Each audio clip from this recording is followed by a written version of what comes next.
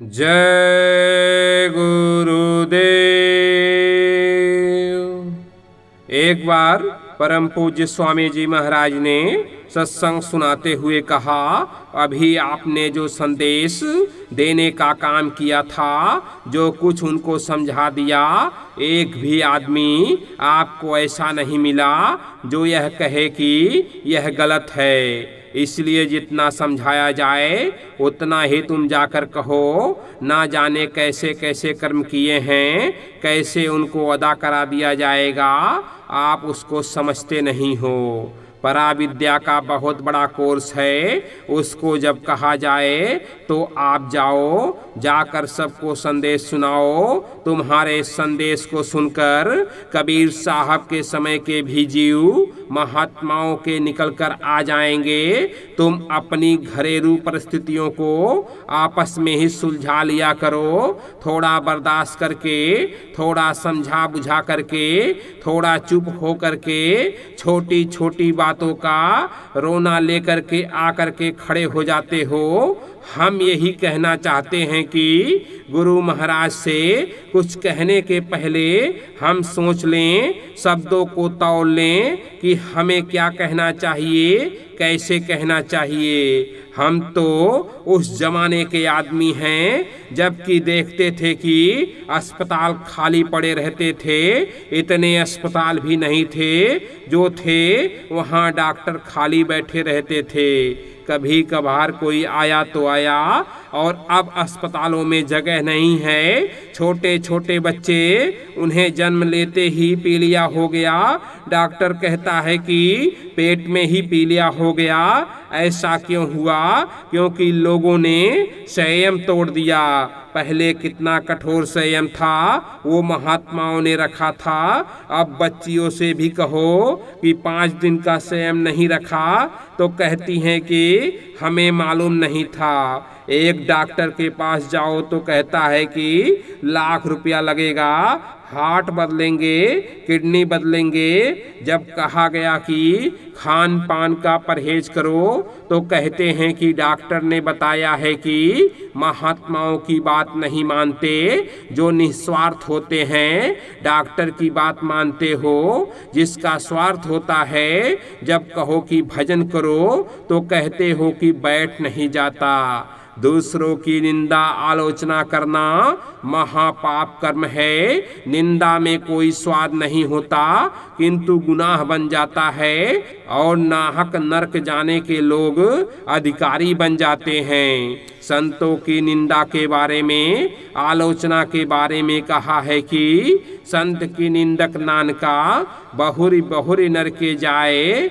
यह हमेशा याद रखो कि जो समय बीत गया है अब आने वाला नहीं है। सांसों की पूंजी खत्म हो रही है धीरे धीरे, इसलिए इसको अच्छे कामों में लगाना चाहिए। तुम सेवा नहीं करोगे, प्यार मोहब्बत से नहीं रहोगे, विकारों से नहीं हट पाओगे तो मनुष्य जीवन का क्या लाभ मिलेगा? ऐसा नहीं है कि तुम अपनी बुराइयों को समझते नहीं हो, पर तुम छोड़ नहीं पाते हो।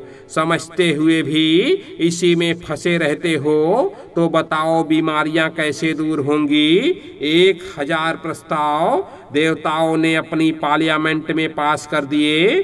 4-6 प्रस्ताव तो मैं बता देता हूँ और बाकी अभी गुप्त रखूंगा, क्योंकि देवताओं ने कहा है कि इन्हें अभी गुप्त रखिए। पूरब पश्चिम और उत्तर दक्षिण को देवताओं ने अपने हाथ में ले लिया है और बीच का हिस्सा बाबा जी को सुपुर्द कर दिया है। और इसमें भी कहा है कि महाराज जी अपने क्षेत्र में भी थोड़ा अधिकार मुझे दे दीजिए। मैंने कहा कि एवमस्तु, वही सूरवीर जिसमें अहंकार की बू न हो और जिसमें आत्मसमर्पण का भाव हो। प्रत्येक सत्संगी को यह सच्चाई समझ लेनी चाहिए कि मालिक की दया प्राप्त करने का सेवा से बढ़कर और कोई जरिया या साधन नहीं है। तुम तन से सेवा करो, मन से सेवा करो, धन से करो, परंतु हर दशा में अहंकार छोड़ दो। सेवा के लिए तुम्हें पवित्र रहना होगा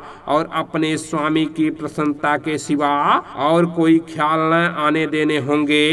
अगर यह अंग कायम रख सकते हो तो तभी सेवा सफल होती है। हमारा परमात्मा जब खुश हो जाएगा तो वह क्या दे सकता है?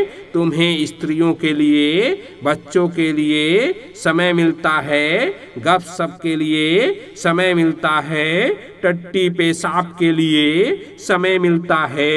अफसोस जब मरोगे तो कमाया हुआ नाम और गुरु की मदद के लिए आएगा और कोई मदद के लिए नहीं आएगा।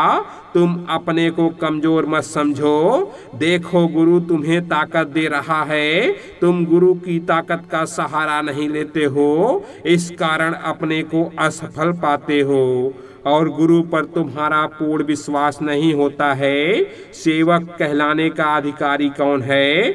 जो गुरु से प्यार करता है, जो आज्ञा का पालन करता है, जो गुरु के ऊपर पतंगे की भांति कुर्बान है, जो गुरु के बगैर बेचैन है और जिसे गुरु की हर चीज फूल की भांति सुगंधी देती है। कुछ लोग सत्संग में बैठे रहते हैं, साधन भजन नहीं करते, पर बाहर की बुराई से बचे रहते हैं।